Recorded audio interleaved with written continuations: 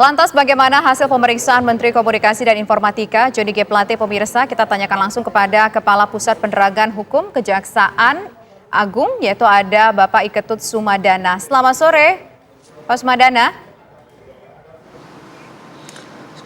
Selamat sore, Mbak. Ya, kita ingin tahu Pak, seperti apa hasil pemeriksaan Menteri Komunikasi dan Informatika pada hari ini Pak? Apa yang kemudian digali dalam pemeriksaan hari ini? Pemeriksaan hari ini adalah pemeriksaan yang kedua ya kepada Bapak Menteri, dan hari ini kita periksa selama 6 jam dan 26 pertanyaan ya. Yang digali udah sampaikan tadi sama Dirdik terkait dengan tupoksi beliau sebagai pengguna anggaran sekaligus pertanggungjawaban beliau dan bagaimana beliau mengawasi sampai terjadinya satu tindak pidana korupsi diduga di Kementerian Kominfo, terutama Bakti ya. Jadi itu yang digali tadi, terkait juga tentang pemberian fasilitas kepada adiknya juga, itu juga digali tadi. Tentunya kami tidak bisa memberikan secara gamblang karena itu adalah masih dalam proses penyidikan, Mbak, gitu. Iya, hingga saat ini tentunya masih dalam proses dan juga tadi sudah disebutkan ada beberapa hal yang kemudian digali. Lantas bagaimana kemudian langkah selanjutnya yang dilakukan, Pak? Tadi sudah disampaikan bahwa kedepannya tim penyidik ini akan melakukan gelar perkara untuk mengevaluasi semua keterangan yang diberikan oleh para saksi, dan pada hari ini kebetulan kita memeriksa 5 saksi ya, termasuk beliau juga salah satunya, dan hari-hari sebelumnya juga kita telah melakukan satu pemeriksaan terhadap saksi, hampir 80 saksi kita periksa. Nah, ini saatnya untuk beliau itu sudah cukup pemeriksaannya, dan kita akan melakukan satu gelar perkara ke depannya dan mengevaluasi apa yang sudah diberikan dan apa yang sudah dapat dalam proses penyidikan ini, seperti itu. Artinya tidak ada rencana pemanggilan kembali terhadap Menkominfo ya Pak ya?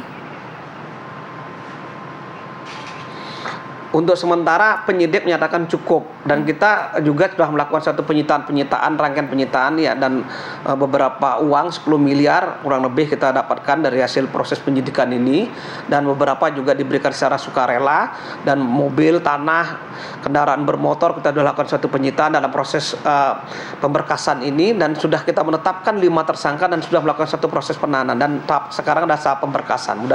Mudah-mudahan dalam waktu dekat ke-5 tersangka ini sudah bisa diproses di persidangan, seperti itu.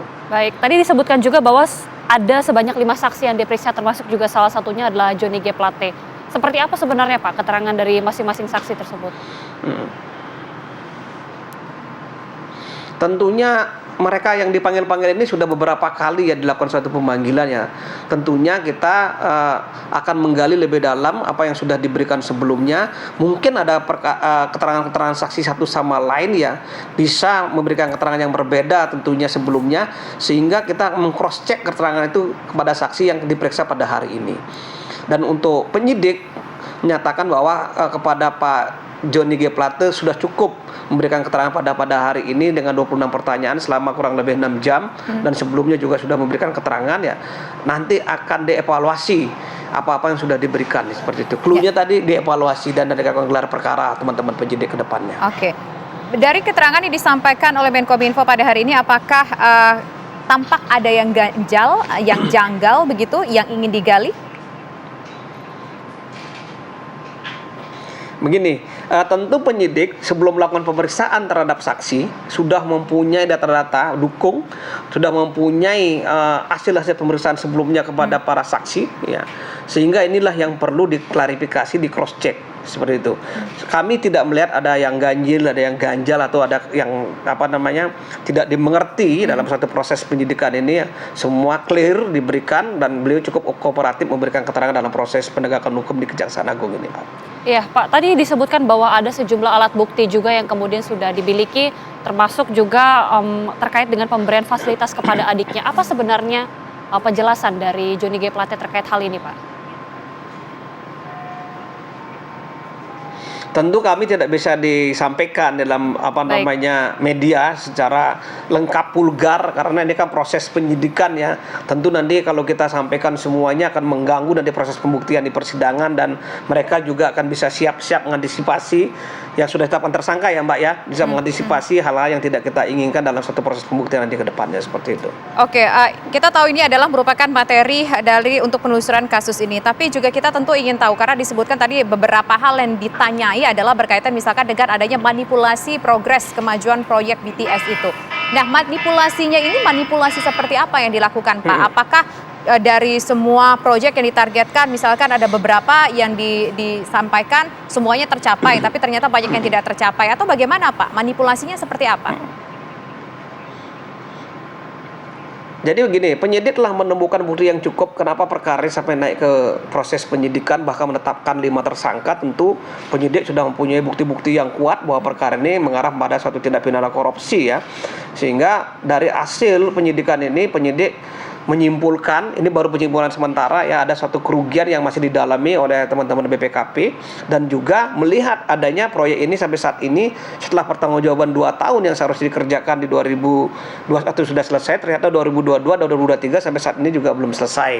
Dan itu sudah dilakukan satu adendum beberapa kali dengan rekanan dan rekanan juga tidak menyelesaikan juga proyek ini secara tuntas seperti itu.